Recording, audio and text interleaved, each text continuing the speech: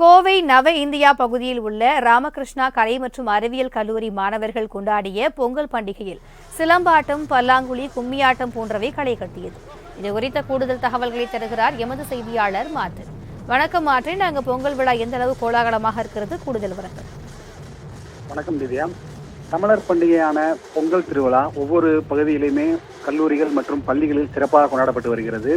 இதன் ஒரு பகுதியாக கோவை ராமகிருஷ்ணா கலை அறிவியல் கல்லூரியில் மாணவர்கள் ஏற்பாடு செய்து நடத்திய பொங்கல் விழா மிக சிறப்பாக நடைபெற்றது.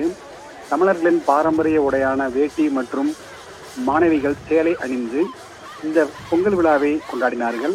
இவர்களுடன் கல்லூரியின் ஆசிரியர்களும் பங்கேற்றார்கள். தமிழர்களின் பாரம்பரிய கலைகளான சிலம்பாட்டம், தப்பாட்டம், கும்மியாட்டம், வள்ளி கும்மியாட்டம் போன்ற பாரம்பரிய நடனங்கள் இங்கே மாணவ மாணவிகள் நடனமாடி பார்வையாளர்களை உற்சாகப்படுத்தினார்கள்.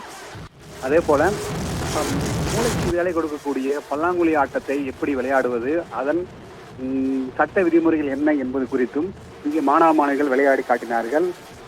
தமிழர்களின் பாரம்பரிய விளையாட்டான கபடி விளையாட்டையும் மாணவர்கள் பங்கேற்று இதில் அசத்தலாக ஆடி அனைவரையும் வியக்க வைத்தனர்.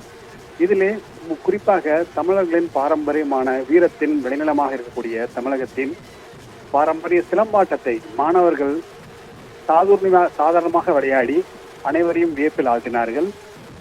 கம்பு சுற்றுதல் என்றும் இந்த சிலம்பாட்டத்தின் மூலமாக எதிரிகளை எவ்வாறு புரட்சி அடிப்பது, தற்காத்துக் கொள்வது என்பது குறித்தும் மாணவர்கள் விளக்கினார்கள். இதே போல தொடர்ச்சியாக இங்கே இருக்கக்கூடிய கல்லூரி முழுவதுமே வண்ண வண்ண உடைகள் அணிந்து மாணவ மாணவிகள் பொங்கல் விழாவை சிறப்பாக கொண்டாடினார்கள். கூடுதல் விவரங்களுக்கு நன்றி மார்டின்.